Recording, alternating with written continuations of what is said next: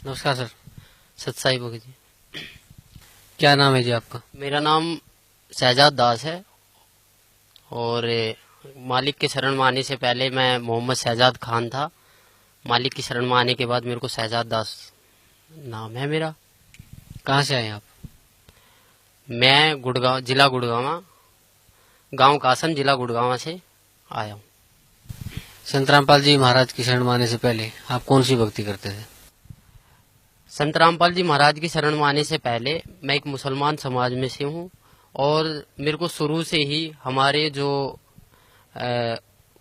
बुजुर्ग है, जो भी हमारे माता पिता, जो भी हमारे मौलवी साहब है, उन्होंने मुझे सिर्फ एक ही चीज सिखाई थी कि नमाज पढ़ो, रोजे रखो, ईद बकरा ईद मनाओ, मांस खाओ, कुछ भी करो पर मालिक का नाम लो। बस मुसलमान समाज में मैंने एक चीज जरूर देखी है कि मुसलमान समाज वो सिवा अल्लाह ताला के किसी को नहीं मानता।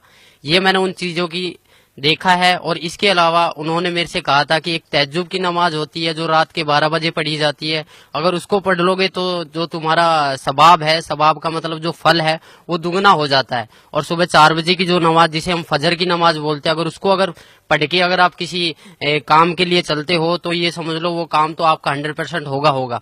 मैंने आज मेरे को मालिक की शरण में आज मेरे को 5 साल हो गए और 5 साल से पहले यानी कि मैं 22 साल तक इस साधना को करता रहा रेगुलर। पर मेरे को 1% भी ऐसा नहीं लगा कि आज मैंने अपना फ्यूचर बना लिया हो या आज मैंने अपना कोई काम कर लिया हो या फिर मैं किसी चीज में परफेक्ट हुआ हूँ या किसी चीज में मैं सक्सेसफुल हुआ हूँ। मुझे ऐसा कुछ अनुभव नहीं हुआ। यहाँ तक कि मैंने जो ख्वाजा गरीब नवाज की दरगाह है जो अजमेर में है, जिसको मोइनुद्दीन चिश्ती की दरगाह बोला जाता है, जो पूरे वर्ल्ड में प्रसिद्ध है, उस पे भी मैंने चादर के लिए बोला। मेरे मम्मी पापा ने कहा कि आप वहां जाओ, वहां चादर चढ़ाओ, वो सबकी मुराद पूरी करते, तो आप वहां जाओ। मैं वहां भी गया, उनके लिए चादर बोला। पर मैं जहां भी गया वहां मैंने देखा एक बहुत बड़ा देग है, उसमें लोग बाग सोने डाल रहे हैं, चांदी डाल रहे हैं, पैसे डाल रहे हैं। मेरे पास कोई मनी नहीं था, मेरे पास कोई पैसा नहीं था। मैं वहां गया, वहां लोग बाग क्या करते हैं, सर पे टोपी लगा लेते हैं, मालिक का नाम लेते हैं और कहते हैं कि एक कपड़ा सा लेते हैं हरे वाला और उसके नीचे बंदों को निकालते हैं और कहते हैं कि तुम्हें सवाब मिल चुका है, जन्नत का दरवाजा खुल चुका है।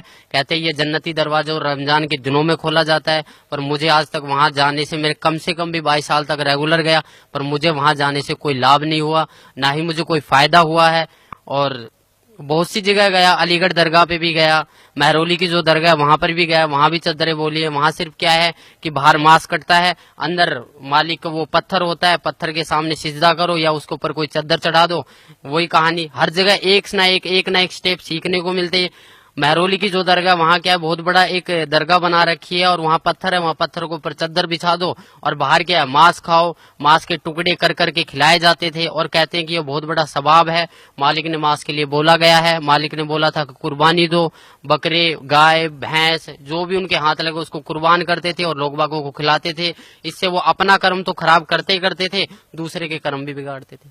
मुसलमान धर्म में जो मांस बनता है वो इस प्रकार बनता है जैसे कोई हरी सब्जी बना रहा हो, और मांस में भी कोई बकरा काट देता है, कोई मुर्गा काट देता है, कोई भैंस काट देता है, सब चल रहे हैं। और सबको बोला जाता था एक ही मटके में से, शराबी भी उसी मटके से पानी पी रहा है, कैंसर वाला भी उसी मटके से पानी पी रहा है, बच्चे भी उसी मटके से पानी पी रहे, बाप भी उसी मटके से पानी पी रहा है और कोई नमाजी आदमी भी है वो भी उसी मटके से पानी पी रहा है। अगर मैं उस पर ऑब्जेक्शन उठाता था, मैं कहता था ये गलत है, तो वो कहते थे ये नहीं है, ये सवाब है, मुसलमान एक दूसरे मुसलमान का झूठा खा सकता है। इससे मैं बहुत इरेटर हो गया, मतलब इतना इरेटर हो गया कि मैं अपना मानसिक संतुलन खो बैठा था और मैं सोचा कि ये नहीं होगा। फिर मैंने अपने एक मौलवी साहब से बात करा कि क्या ये जो हम कर रहे हैं, जो हम जो चल रहे हैं, ये क्या सच है? उन्होंने कहा कि बहुत अच्छा है, आप एक काम करो, 40 दिन की जमात में जाइए। 40 दिन की जमात में तो नहीं गया, पर हाँ मैं 3 दिन की जमात में जरूर गया था। कादियान गया था, वहां से मैं कुछ बुकें लेकर आया था जो आज सदगुरु रामपाल जी महाराज के पास हैं। उन्होंने क्या बताया था, उन्होंने वहां भी क्या था, वहां मैंने देखा एक भेड़ चाल, जो अगर कहीं भी ऐसा लगता है कि वहां आज खाना बनने वाला, तो वो नमाज को छोड़ के खाने के ऊपर पहले टूटते थे। वो भक्ति नहीं देखते थे, वो ये सोचते थे कि हमारा पेट भरे और हम सोए। नमाज कोई अहमियत नहीं रखती उन बंदों के लिए, नमाज थी एक नित्य नियम और नमाज से ऐसा मुझे कोई फायदा नहीं मिला। मेरे माँ बाप ने ये बोल दिया था कि तू जिंदगी में कभी अपना फ्यूचर नहीं बना पाएगा और सदा जिंदगी एक मजदूरी की तरह काम करता रहेगा। सर संत रामपाल जी महाराज की शरण में कैसे आए आप? मुसलमानों में क्या कहा जाता है कि नहीं, हमें सीधा मुसलमान बना के भेजा है। बट मैं इस परंपरा को निभाता आया। तो एक दिन क्या हुआ कि मेरे को ऐसे ही मैं बैठा हुआ था, अपने पापा के हॉस्पिटल में बैठा हुआ था। मेरे फादर का हॉस्पिटल था खान हॉस्पिटल मानेसर के अंदर, गुड़गांव के अंदर, वहां बैठा हुआ था। तो मेरे को भक्ति सौदागरों का संदेश एक किताब मिली, उसे मैं धीरे धीरे पढ़ना स्टार्ट करा। मैंने पापा से पूछा, पापा ये पुस्तक कहाँ से आई? उन्होंने कहा कि मैंने डाक द्वारा ये बरवाला से मंगवाई है, आश्रम से मंगवाई है। तो मैंने वो धीरे धीरे पढ़ी। उसमें देखा मैंने जो कलाम पाक की एक हेडिंग लिख रही थी, जिसमें लिखा गया था कि वह अल्लाह ताला जिसने पानी की एक बूंद से आदमी और औरत को उत्पन्न किया और फिर इस पृथ्वी पर साहिबे नस्ल, किसी का बाप, किसी का दामाद, किसी का औरत बना के भेज दिया है, उस अल्लाह ताला के बारे में जिसने आसमान और जमीन जो इसके बीच दरमियान है उसको 6 दिन में बनाया और 7वें दिन तख्त पर जा विराजा, उसके बारे में किसी बाखबर से पूछ कर देखो। उन्होंने बताया था कि सूरत फुरकान 25 आयत 52 से 59 में ये लिख रहा है। तब मैंने इस चीज को गौर किया, मैंने इस चीज को नोट किया और कुरान शरीफ हिंदी में लेकर आया, उसको पढ़ा, उसमें देखा, सेम टू सेम वही कहानी निकली। मेरा दिमाग घूम गया। मैं सोचने लग गया कि ये ज्ञान और एक हिंदू समाज के आदमी के पास और इतने एक कलाम पाक का ज्ञान एक हिंदू समाज के आदमी के पास कैसे आया। मैंने फिर उसको और ज्यादा गहराई से पढ़ना स्टार्ट किया। मैं 2-2, 3-3 घंटे खाली पेट उसे पढ़ता रहा। धीरे धीरे मुझे ज्ञान हुआ। एक दिन मैंने निर्णय ले लिया कि मैं आज से जब भी दुकान खोलूंगा तो पूर्ण परमात्मा संत रामपाल जी महाराज का नाम लेके ही खोलूंगा। नया हॉस्पिटल था, मैंने स्टार्टिंग से ही दुकान पूर्ण परमात्मा संत रामपाल जी महाराज के नाम से खोलना स्टार्ट करा। और मैंने अंदर ही अंदर एक प्रेरणा बनाई कि मालिक मैं इतना अभी अपने पैरों पर खड़ा नहीं हूँ। अगर मैं अपने पैरों पर खड़ा हो गया या मैं जो मेरे घर वाले मुझे बोलते हैं या मुझे ऐसा लगा कि मालिक अगर आप ही भगवान हो, आप ही ईश्वर हो, आप ही गॉड हो, तो मुझे कम से कम इतना ज्ञान दे दो ताकि मैं आपके पास आ सकूं। तो धीरे धीरे मैं जब दुकान खोलता तो दुकानों की प्रोग्रेस होने लगी। इतना प्रोग्रेस हुआ कि जब भी मैं धीरे एक बार आया, मैं गांव में पूछा मैंने कि यहाँ पर मेरे को जाना है एड्रेस पे। तो उन्होंने बताया कि एक हमारे मुरारी भगत जी थे, उन्होंने वहां का एड्रेस दिया कुछ होने। वहां पर मैं गया, वहां पर मालिक की तस्वीर देखी। मैं बोला मुझे यहाँ जाना था। जब तक मुझे नहीं पता था कि मालिक करोथा को छोड़ के बरवाला में आ चुके हैं। तो उन्होंने कहा था कि हम उस दिन जाएंगे 7वें महीने की 11 तारीख को। मैं यहाँ पर आया छोटे आश्रम बरवाड़ा पे। मैंने यहाँ नाम लिया और नाम लेने के बाद जब मालिक से मैंने बताया कि मालिक मैं ऐसे ऐसे कष्टों से उभर कर आया हूँ, तो मालिक ने मेरे को बहुत प्यार करा और बोला बेटा करोड़ों के ऊपर तेरी मेहर हुई है और तू इस भक्ति पर डटा रह। इस भक्ति पर डटा रहा, अगर नियमों में रहा तो तू जिंदगी में वो चीज पा जाएगा जो तूने कभी कल्पना भी नहीं करी होगी। तो सर, संत रामपाल जी महाराज जो आपके पूज्य गुरुदेव हैं, उनसे नाम उपदेश लेने के बाद आपको क्या लाभ मिला? सबसे पहले नाम उपदेश लेने के बाद मैंने जो मेरा मनुष्य जन्म था वो सुधरा। मैंने मांस खाना छोड़ दिया। मैं उस मुसलमान समाज के प्रति जो एक सद्भावना थी, जो एक मैं खोज रहा था अल्लाह ताला को, जो मैं एक देखना चाहता कि अल्लाह ताला कौन था, उसके बारे में मुझे पता लगा। फिर मैंने यहाँ से जितने भी अपने मुसलमान भाई हैं, जितने भी अपने मुल्ला काजी, उनसे पूछा कि भैया ऐसे इस बात है। दुआ सलाम भी करता था, सारे काम करता था। वो 2-4 बार मेरी बातें सुनते थे। एक मैं मौलवी साहब से पूछने गया, वहाँ 4-5 उनके शिष्य बैठे थे। मैंने बोला जी अस्सलाम वालेकुम, उन्होंने कहा वालेकुम अस्सलाम। तो ऐसे ही माइंड में पर्सन घूम गया। मैंने कि जी इसका मतलब क्या होता है कि हम जो दुआ सलाम करते हैं अस्सलाम वालेकुम और वालेकुम सलाम। तो हालांकि उन्होंने जवाब अपने तरीके से सही दिया, बट मुझे उसमें से कोई संतुष्टि नहीं हुई। फिर मेरा दूसरा जो क्वेश्चन था, मैंने कि आप एक बात बताइए कि अल्लाह ताला, आप कहते हो कि अल्लाह ताला बेजून है, निराकार है, अल्लाह ताला दिखाई नहीं देता। अल्लाह ताला को पाने की कोई विधि? वो कहते हैं जी जकात निकालो। जकात का मतलब होता है कि अपना जो पैसा होता है उसको मालिक की राह में कुर्बान कर दो, मालिक की राह में दान कर दो। मैंने बोली जी कैसे दान करते हैं? बोला जी आप एक काम करो, जकात का मतलब होता है कि आप चावल में मांस बनवाइए और उसको गरीबों में बंटवाइए। तो मैंने वहां से ये ठान लिया कि मैंने सोचा कि जो ये बंदा बोल रहा है, मैं बोला जी इसका परिणाम जो है हमारी कुरान शरीफ में है। उन्होंने बोला जी कुरान शरीफ में नहीं है, हदीस में है।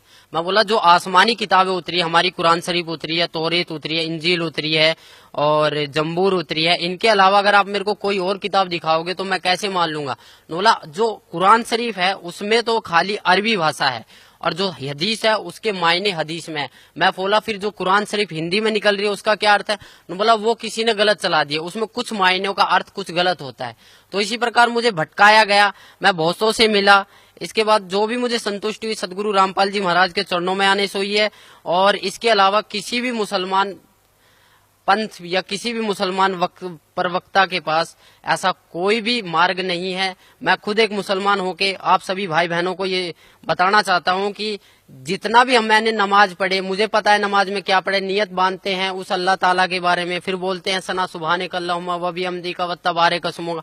इसकी हिंदी निकाल के देखो, आप इसकी हिंदी निकाल के देखो, उसमें आपको कहीं भी नजर नहीं आएगा कि आप किसी परमात्मा की प्रार्थना कर रहे हो, क्योंकि ये प्रार्थना है ही नहीं, आप तो आदेश दे रहे हो। मैंने एक हिंदी निकाल के देखा, अल्हम्दुलिल्लाहि रब्बिल आलमीन अर्रहमानिर रहीम मालिक यौमिद्दीन इय्याका नअबुदु व इय्याका नस्तईन इहदिनस सिरातल मुस्तकीम सिरातल लजीना अनअमता अलैहिम गैरुल मगदूबी अलैहिम वनद्वालिन आमीन। ये प्रार्थना हम शुरू में पढ़ते थे, बट इसका कोई मतलब ही नहीं निकला। क्यों नहीं निकला?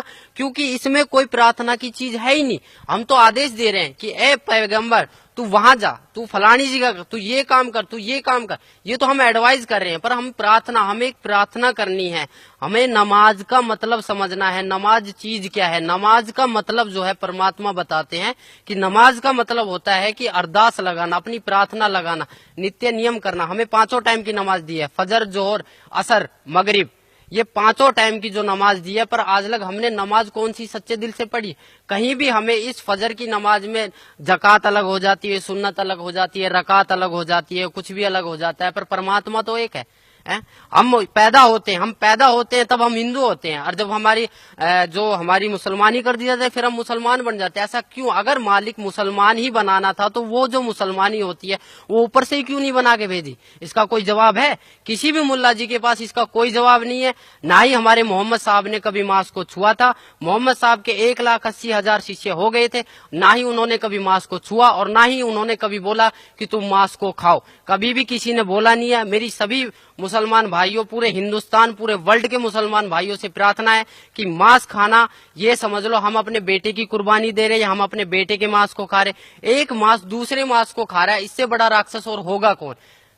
इसके अलावा आप खुद समझदार हो, आपके पास हमारे पूर्वज अशिक्षित थे। मेरी आप लोगों से प्रार्थना है कि आप मुसलमान हो के एक मुसल्ले ईमान बनो। मुसलमान का अर्थ होता है कि मुसल्ले ईमान, जो अपने ईमान पर रहे। पर हमारा ईमान कहाँ है? हमारा ईमान तो कुछ है ही नहीं।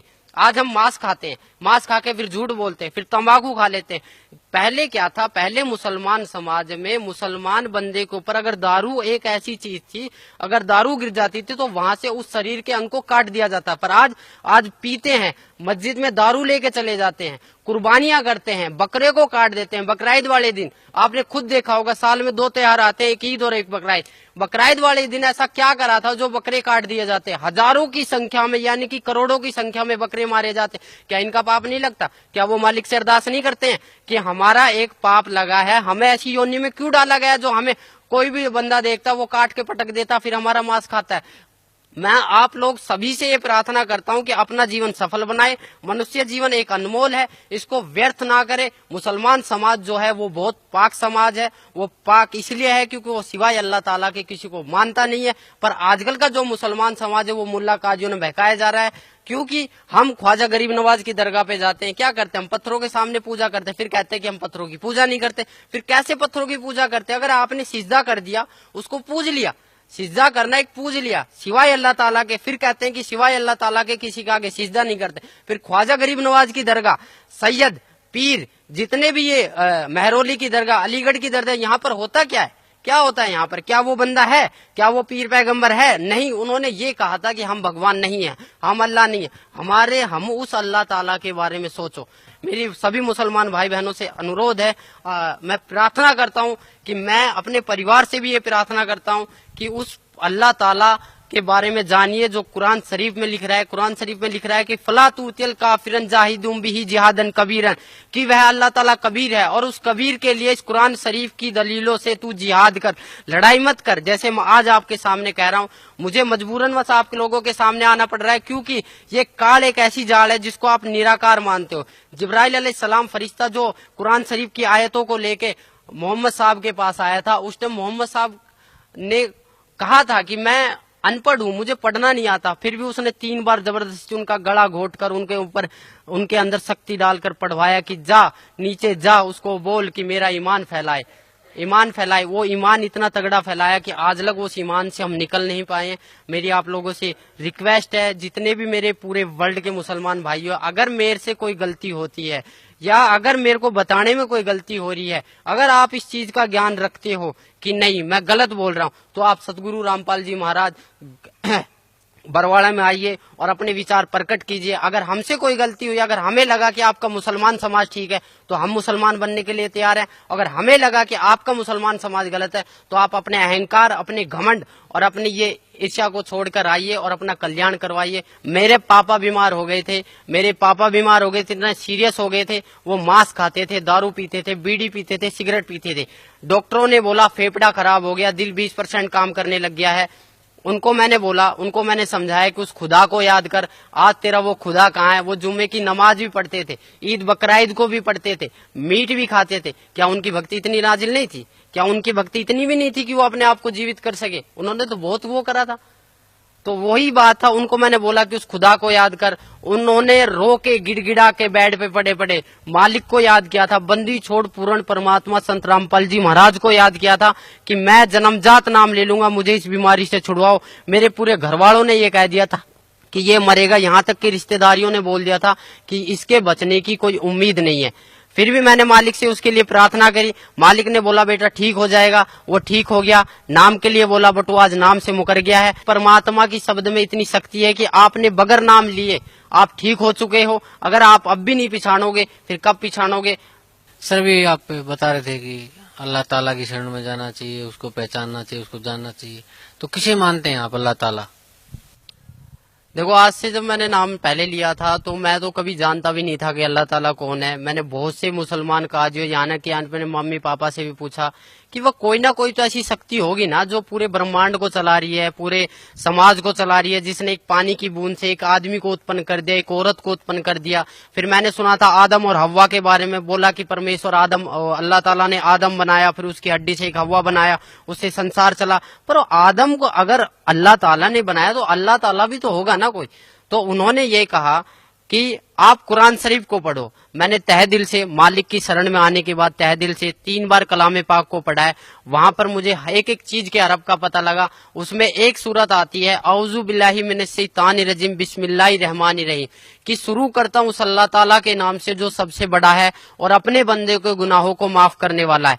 हमारा जो मैटर है वो ये है कि हमने एक सूरत फुरकानी 25-52 से 59 तक में पढ़ा था कि फला तूतिल काफिरन जाहिदुम बिही जिहादन कबीरन। इसमें कबीर परमात्मा को जो बड़ा बोला गया है। मैंने बहुतों मुसलमान काजियों से पूछा कि कबीर का अर्थ क्या है, कि कबीरा गुनाह है। कौन सा गुनाह है? पाप का है, चोरी का है, डकैती का है। बोला कबीरा गुनाह है जिसकी कोई माफी नहीं हो सकती। उन्होंने सब एक अज्ञान रूपी के कारण बहकाया हुआ था। असली ज्ञान ये था, मालिक के द्वारा दिया और था कि कबीर इज गॉड है, कबीर ही अल्लाह ताला, अल्लाहू कबीर है, नोट है अल्लाहू अकबर। अल्लाहू अकबर बोलो या अल्लाहू कबीर है बोलो, बात एक ही है, वह अल्लाह कबीर है। और बड़े का मतलब होता है कबीर। अगर बड़े को लेके चलते हैं तो इसका अर्थ ये बनता है कि शुरू करता हूँ उस अल्लाह ताला के नाम से जो कबीर है और अपने बंदों के गुनाहों को माफ करने वाला है। उस हजरत मोहम्मद साहब जो हमारे नबी है, जो पीर पैगंबर थे, जिनको नबी का दर्जा दिया गया, उनको भी जिंदा महात्मा के रूप में मिले थे जब उन्होंने अपनी शब्द से गाय को मार दिया था और उनसे जीवित नहीं हुई थी। उन्होंने जाके एक गुफा में रोए, घर को बंद करके रोए कि अल्लाहू कबीर है, गिड़गिड़ाए अल्लाहू कबीर है, अल्लाहू कबीर है। तो वो एक सूक्ष्म रूप धरकर आए। तब उन्होंने कहा था कि मेरी गाय को जीवित कर दो। तब उन्होंने कहा था जाओ मोहम्मद आपकी गाय जीवित हो जाएगी। तब एक सूक्ष्म रूप में वो आए और उनकी गाय जीवित करी और वो चले गए। तब से मोहम्मद साहब की महिमा बनी। जिस दिन को गाय को काटा गया था, वो मुसलमान भाइयों ने अपनी डायरी में लिख लिया। उसी दिन से ये जीव हत्या का प्रथा चलने लगी है। अगर आपको मेरी बात पे यकीन नहीं है, अगर आपको मेरे ऊपर विश्वास नहीं है, तो आप अपने खुद मुल्ला काजियों से पूछो जाके कि आखिरकार में जो रमजान था, रमजान में जो 4 किताब निकली थी, जो कुरान शरीफ उतरी थी, ऐसा मोहम्मद साहब जब इतने प्यारे थे, अल्लाह ताला के इतने प्यारे नबी थे, तो उनका जो एंड हुआ था वो इतना बुरा क्यों हुआ था? अगर आपको मेरी बात पे यकीन नहीं है तो आप मौलवी साहबों से जाके पूछो, उनको खंगालो, उनको देखो वो कितने जानते हैं। अगर आपको तब भी प्रश्न का उत्तर ना मिले तो आप यहाँ पर आइए, बरवाड़ा सत्संग में आइए, सुनिए, मालिक से विचार कीजिए, यहाँ पर ज्ञान लीजिए। अगर आपको फिर भी विचार का, यहाँ पर आपको सारे प्रश्नों के उत्तर दिए जाएंगे, यहाँ पर आपको एक संतुष्टि करी जाएगी चारों ओर से। हम सिर्फ एक आत्मा है, हम सिर्फ एक मानव है, हमारा धर्म जो मानव है, हमारा हिंदू मुसलमान सिख ईसाई से कोई लेना देना नहीं है। अगर इस जाति प्रथा को आप सदा जिंदगी चलाते रहोगे तो कभी भी आप अल्लाह ताला की प्राप्ति नहीं कर पाओगे। नमाज, रोजा बंक नमाज दईरे, बिस्मिल की नहीं बात करे, ये मालिक की वाणी है। रोजा बंक नमाज दईरे, बंक माने अजान, अजान जो लगाते हो, अजान का मतलब क्या होता है? अजान का मतलब ही क्या होता है? अल्लाहु अकबर, अल्लाहु अकबर, अशहदु अन ला इलाहा इल्लल्लाह, अशहदु अन ला इलाहा इल्लल्लाह, अशहदु अन्ना मोहम्मद रसूलुल्लाह, अशहदु अन्ना मोहम्मद रसूलुल्लाह, हय्या अलस सलाह, हय्या अलस सलाह, हय्या अलल फलाह, हय्या अलल फलाह, कद कामती सलाह, कद कामती सलाह, अल्लाहु अकबर, अल्लाहु अकबर, ला इलाहा इल्लल्लाह। इसका मतलब क्या है? आज लग ना तो हमने कभी कोशिश करी, बस एक आवाज आती है उसके पीछे हम चल देते हैं। जैसे एक भेड़ जा रही है, उसको पता है मैं मरने जा रही हूँ, फिर भी हजारों की संख्या में से एक भेड़ निकलती है उसके पीछे, फिर एक छोटी सी भेड़ उससे निकलती है कि ये आखिरकार में भेड़ जा कहाँ रही है। वो भेड़ जाके देखती है शॉर्टकट रास्ते से, उसे पता लगा कि बहुत बड़ा कुआं है, उसके अंदर सारी भेड़ गिर रही है और सब चिल्ला रही कि यहाँ मत आओ, यहाँ मत आओ। वो अपने माँ बाप भाई बहनों सबको समझाता है कि आप प्लीज इस रास्ते को छोड़ दो। सब कहते हैं कि नहीं, तेरे बड़े बुजुर्ग चले थे, तू भी चल। बड़े बुजुर्ग चले थे क्योंकि वो अशिक्षित थे, हम पढ़े लिखे, हमारे पास सही है, प्रमाण है। आप अपनी कुरान शरीफ को खोल के देखो, फजाइल अमाल को खोल के देखो, मोहम्मद साहब की जीवनी पढ़ो। हजरत मोहम्मद साहब कौन थे? उनकी 40 साल के बाद 2 बार विधवा हो चुकी खाजिदा बेगम से शादी हुई थी, 4 पुत्र 3 लड़कियां प्राप्त हुई थी। उनके सामने उनके पुत्र हाशिम, काबिल और ताहिर तीनों आपस में कट के मर गए थे। उस आदमी का जीना क्या जीना जिसके सामने उसकी बच्चों को ही मौत हो गई। आप खुद बताइए, यह आपके ऊपर डिपेंड करता है, मेरे ऊपर नहीं, यह आपके ऊपर डिपेंड करता है कि जो क्यों चल रहा है ये आपके लिए चला है, ये उस मालिक का फरमान है। अगर आप समझ जाओ तो जल्दी आ जाओगे। नहीं, मालिक की वाणी है, गरीब दास ये वक्त जाता है, रोओगे इस पैरों। हकीकत में जब यहाँ पर लेट आओगे तो आपके पास कुछ नहीं मिलेगा। सिकंदर सिंह लोधी ने नाम लिया था, वीर सिंह बंगेल ने लिया था, शेख फरीद ने 12 साल कुएं में उल्टा लटक के बोला था कौवे से कि मेरे मांस को खा लो, आंखों को छोड़ दो, मुझे अल्लाह ताला का दीदार करना है। जब अल्लाह ताला का दीदार करना है तो अल्लाह ताला को बेजून क्यों बताए? खुद कबीर परमेश्वर उनके पास आए, वो बोले कि नहीं भाई कौन है, मुझे छोड़ दो, मुझे कुएं में लटकने दो। बोले ए बंदे, ए मुसलमान, तू लटक क्यों रहा है? न बोले जी मुझे अल्लाह ताला का दीदार करना है। जब तू अल्लाह ताला का दीदार करना चाहता है तो अल्लाह ताला को निराकार क्यों बताता है? तब से शेख फरीद का थोड़ा माइंड चेंज हुआ, बोले कि यह कोई अल्लाह ताला की शक्ति है। तब उन्होंने सतभक्ति पे राह पे चले थे, आज वो भी पार हुए हैं, मालिक की रजा हुई है। हमारे सभी मुसलमान भाइयों पे मालिक की रजा हो रही है। आपको अगर मेरी बात कड़वी लगे या मेरी बातों से आपके प्रति कोई दुख आए या मैंने किसी के प्रति कोई गलत व्यवहार किया है, आप खुद देखो अपनी कलाम पाक को उठा के, ना तो कहीं पर मुसलमान के बारे में ये लिखा है कि मुसलमान के लिए कुर्बानी लिख रही है। कुर्बानी का मतलब था कि अल्लाह ताला की राह पे अपनी बुराइयों को कुर्बान कर देना, ना कि बकरे को काट देना, मुर्गे को काट देना। हम जितने भी महीने साल में 2 जो त्योहार आते हैं, इस पर हम जितनी भी कुर्बानियां करते हैं, ये हमारे पाप कर्म जोड़ रहा है काल। अगर इससे आप मेरी बातों से अगर आपको थोड़ा बहुत भी कुछ मिले तो मैं आपसे रिक्वेस्ट, आपसे प्रार्थना, या मेरे को कुछ भी समझ के बोल दीजिए, मैं उस परमेश्वर का कुत्ता हूँ जो आपको भोंक रहा हूँ और आपको जगाने की कोशिश कर रहा हूँ। आप आइए यहाँ, आपको अगर कोई दिक्कत आती है, कोई शंका समाधान आती है तो आप ज्ञान चर्चा कीजिए। अपने मुल्ला काजियों को भी उठा के लाइए जिन्होंने अब तक हमें इस राह से भटकाया है, अब तक हमें इस राह से भटकाया। अगर वो उसी टाइम ये बोल देते जब मांस को काटने लगे थे कि कलमे पढ़ने से जो मांस खाया जा रहा है वो हराम है, वो गुनाह है, उसकी सजा बहुत बुरी होगी, तो आज जितना भी मुसलमान समाज है ये मांस को नहीं छूता। इन्हीं की वजह से आज जो भी मुसलमान समाज का बंदा वो शुरू से मांस खाने लग जाता। जब हमें मालिक ने यहाँ भेजा था तो कुछ नियम बना के भेजे थे, उस नियमों को अगर हम तोड़ते तो हम सीधा शैतान के पास जाएंगे, जहन्नुम में जाएंगे, दोजख की आग में जलेंगे। ये उस मालिक का फरमान है। अगर हम नियम पर चलेंगे, उस अल्लाह ताला की भक्ति करेंगे, उस अल्लाह ताला की इबादत करेंगे जो वास्तव में अल्लाह ताला है, जो खुदा है, जिसको वास्तव में खुदा बोला जाता है, वह खुदा कबीर परमेश्वर है, उसका सत्य ज्ञान है। उसका सत्य ज्ञान सिवाय सतगुरु रामपाल जी महाराज के अलावा इस पृथ्वी पर कोई देने वाला ना है और ना है। और ना रहेगा। मुल्ला काजियों में अगर इतना ही दमखम है तो मेरे को एक ही बात बता दो कि वो कुरान शरीफ के बारे में इतना सब कुछ जानते हुए भी हमारे मुसलमान भाइयों को भटकाया क्यों? क्यों नहीं कहा कि भैया इसके बारे में ये लिखा है कि उस बाखबर से पूछ कर देखो, उस इल्म वाले से पूछ कर देखो। अगर आप लोगों के पास थोड़ा सा भी अगर ज्ञान था, थोड़ा सा भी अगर ध्यान था, थोड़ा सा भी अगर आप उस मालिक से डरते थे तो आपको मुसलमान समाज भटकाना नहीं था, जो कि आज के मुसलमान समाज को, आज के युवा पीढ़ी मुसलमान समाज के बच्चों को जरूरत है। मेरी अपनी युवा पीढ़ी से, मेरे अपने मम्मी पापा से, मेरे अपने पूरे मुसलमान समाज से, मेरे अपने पूरे मुसलमान धर्म के लोगों से, मेरे अपने पूरे मुसलमान धर्म के माइयों बहनों से, सबसे मैं रिक्वेस्ट करता हूँ, प्रार्थना करता हूँ कि आप एक बार इस आश्रम में आइए। सतगुरु रामपाल जी महाराज बरवाड़ा में जो आए हुए हैं, ये अल्लाह ताला के मुनाइंदे हैं, यानी कि अल्लाह ताला के द्वारा भेजे हुए एक फरिश्ते हैं जो हम सोए हुए आत्माओं को जगाने के लिए आए।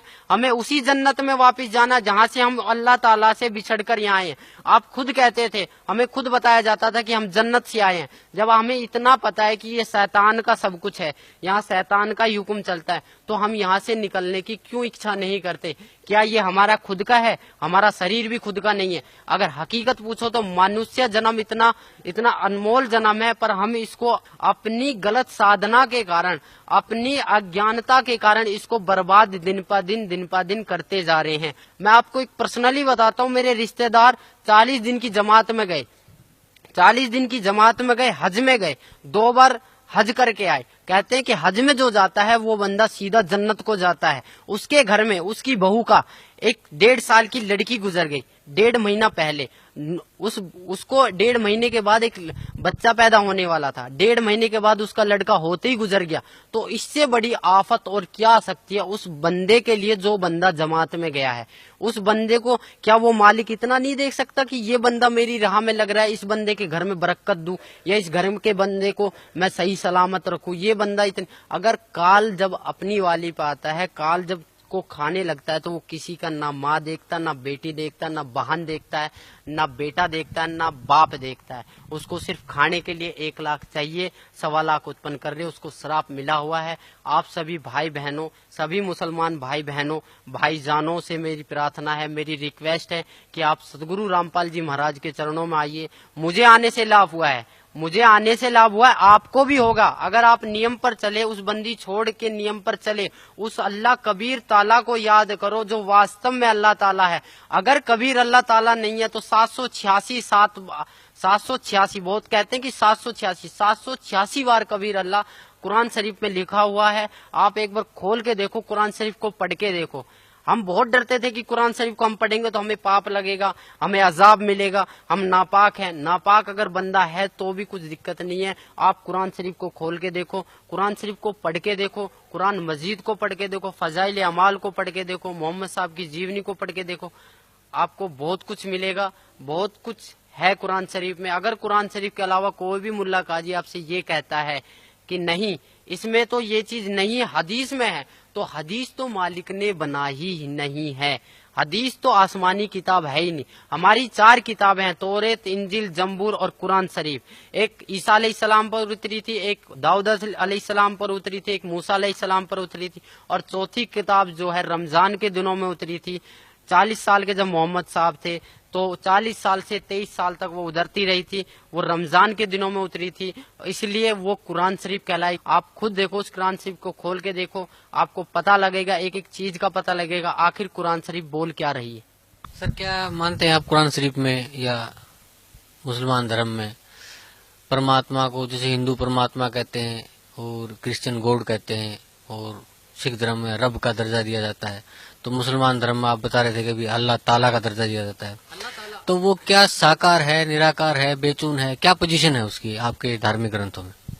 देखो जी, धार्मिक ग्रंथों के हिसाब से अगर आप चलते हो तो अल्लाह ताला को निराकार तो घोषित कोई भी धार्मिक ग्रंथ करता ही नहीं है।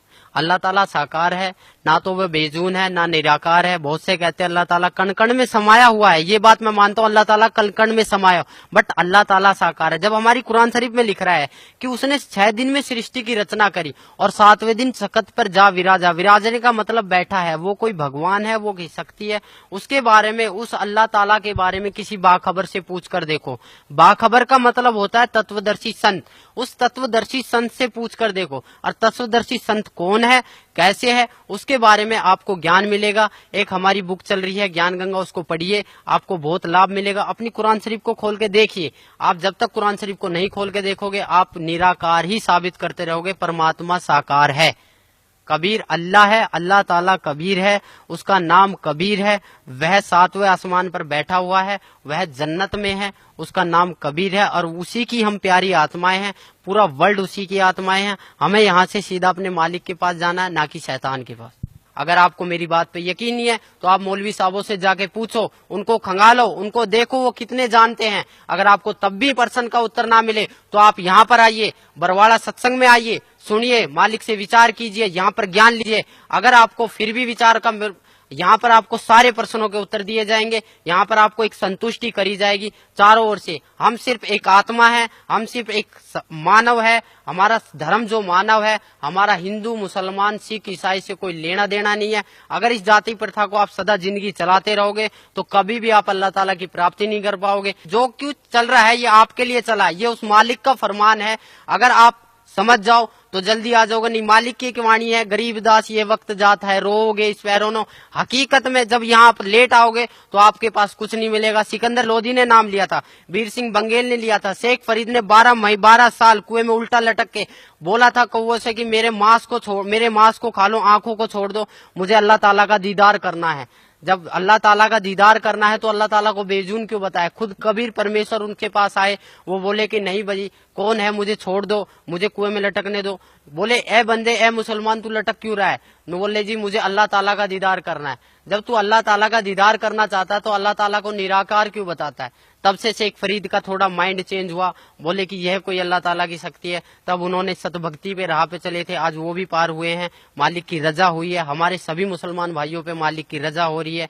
आपको अगर मेरी बात कड़वी लगे या मेरी बातों से आपके प्रति कोई दुख आए या मैंने किसी के प्रति कोई गलत व्यवहार किया है, आप खुद देखो अपनी कलाम पाक को उठा के, ना तो कहीं पर मुसलमान के बारे में ये लिखा है कि मुसलमान के लिए कुर्बानी लिख रही है। कुर्बानी का मतलब था कि अल्लाह ताला की राह पे अपनी बुराइयों को कुर्बान कर देना, ना कि बकरे को काट देना, मुर्गे को काट देना। हम जितने भी महीने साल में 2 जो त्योहार आते हैं, इस पर हम जितनी भी कुर्बानियां करते हैं, ये हमारे पाप कर्म जोड़ रहा है काल। अगर इससे आप मेरी बातों से अगर आपको थोड़ा बहुत भी कुछ मिले तो मैं आपसे रिक्वेस्ट, आपसे प्रार्थना, या मेरे को कुछ भी समझ के बोल दीजिए, मैं उस परमेश्वर का कुत्ता हूँ जो आपको भोंक रहा हूँ और आपको जगाने की कोशिश कर रहा हूँ। आप आइए यहाँ, आपको अगर कोई दिक्कत आती है, कोई शंका समाधान आती है तो आप ज्ञान चर्चा कीजिए। अपने मुल्ला काजियों को भी उठा के लाइए जिन्होंने अब तक हमें इस राह से भटकाया है। सर अभी आप बता रहे थे कि न हम हिंदू हैं, न मुसलमान हैं, न सिख हैं, न ईसाई हैं, हम सिर्फ एक आत्मा हैं। तो आत्मा की मुक्ति कैसे संभव हो सकती है? आत्मा की मुक्ति सतभक्ति से ही संभव हो सकती है। सतभक्ति का मतलब यह है कि हमें सबसे पहले अपने गुरु की तलाश करनी पड़ेगी, एक तत्वदर्शी संत की तलाश करनी पड़ेगी। वो हमें उस अल्लाह ताला, उस खुदा का मार्ग बताएगा, वो अल्लाह ताला के मार्ग की विधि बताएगा। उस विधि पर चलने से, उसके पथ पर चलने से हम इस शरीर को, जो हमारा नासवान शरीर है, इसको हम छोड़कर अपने मालिक के पास चले जाएंगे। इसी से ही आत्मा की मुक्ति हो सकती है, ना तो नमाज पढ़ने से, ना रोजा रखने से, ना बकरों को हलाल करने से, ना गायों को हलाल करने से, न मुर्गों को हलाल करने से। इससे ना तो किसी को मुक्ति मिली है और ना ही कोई मुक्त हो पाएगा। तो सर इस जहान में कौन है वो तत्वदर्शी संत जो हमें मुक्ति प्रदान कर सकता है? इस पृथ्वी पर एक सतगुरु रामपाल जी महाराज जी हैं, जो हमें, वो अल्लाह ताला के नुमाइंदे हैं, वो अल्लाह ताला के फरिश्ते हैं, वो अल्लाह ताला के भेजे हुए एक पैगंबर हैं। अगर आप उनके पास आके नाम दीक्षा, जो भी वो अल्लाह ताला की विधि आपको बताए, उसको अगर आप अपने सच्चे मन से एक तड़प के साथ, जिस प्रकार आप एक नमाज को तड़प के साथ, जिस प्रकार आप रोजे को तड़प के साथ करते हो, उसी प्रकार आप इस विधि को भी तड़प के साथ अगर कर लो तो आप 100%, 101% आप पार हो जाओगे और उस जन्नत में चले जाओगे जहां वास्तव में ही खुदा है, जहां वास्तव में ही अल्लाह ताला है, जो साकार बैठा है, जो हमारे लिए बहुत रोते हैं, जो जिनसे हम बिछड़ के बहुत दुखी हुए हैं। इस संसार में ऐसा कोई सा भी मनुष्य नहीं है जिसके ऊपर दुखों का आप पहाड़ नहीं पड़ा है। अगर वो दुखों का निवारण और इस संसार, इस काल के जाल से छूटना चाहता है, इस शैतान के जाल से, तो वो सतगुरु रामपाल जी महाराज की शरण में आए। यही वो खुदा है, यही वो गॉड है, यही वो ईश्वर है, यही वो भगवान है, यही वो अल्लाह ताला है, यही वो अल्लाह ताला है, यही वो खुदा है जो आपको इस काल के जाल से मुक्त करवा सकते हैं। अन्यथा इस पृथ्वी पर ना तो किसी मुसलमान के प्रवक्ता के बस की है, ना किसी नमाज के पढ़ने से होगा, ना रोजे रखने से होगा, ना ही आपको कुरान ईद और बकरीद मनाने से होगा, ना ही आपको मांस काटने से होगा। सबसे पहले आप आइए और मांस को छोड़ने की कष्ट कीजिए, क्योंकि हम जितनी जीव हत्या करेंगे उतना ही हमारा पाप कर्म बढ़ता ही चला जाएगा। ये कुरान शरीफ में भी लिख रहा है कि मनुष्य अपने जीव के स्वाद के लिए इस कर्म को कर रहा है, अन्यथा कोई कर्म नहीं है। ना ही तो कहीं मुसलमान वो कुरान शरीफ में लिख रहा है, ना ही कहीं फजाइल अमाल में लिख रहा है। आप किसी भी एक अच्छे मौलवी काजी से पूछोगे कि आप इस मीट को जायज है नाजायज, तो वो 100% आपको यही बोलेगा कि ये नाजायज है, खाली एक जीव का स्वाद है, इसके अलावा और कुछ नहीं। अगर आप मालिक के पास जाना चाहते हो, सब एक भाई हो, सभी एक बाप की संतान हो, उस बाप को पहचानो और उस बाप की शरण में आइए। और इसके अलावा आप लोगों से क्या कहूँ, आप सब समझदार हो, मेरे से ज्यादा आप पढ़े लिखे हो, मेरे से ज्यादा आप जानकारी रखते हो। जितने भी मुल्ला काजी, जितने भी काजी साहब, जितने भी मुसलमान भाई मेरे सब चीजों को सुन रहे हैं, मेरी आवाज आप तक कानों तक जा रही है, तो प्लीज मेरी आपसे अरदास है, मेरी एक रिक्वेस्ट है, मेरी एक प्रार्थना है कि कम से कम आप उस कुरान शरीफ को खोल के देखो जो आपने 20-25 साल से वो कुरान शरीफ खोल के नहीं देखी।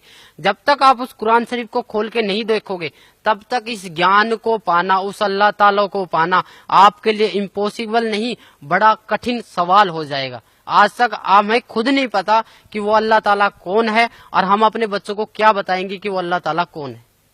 जी धन्यवाद भाई साहब।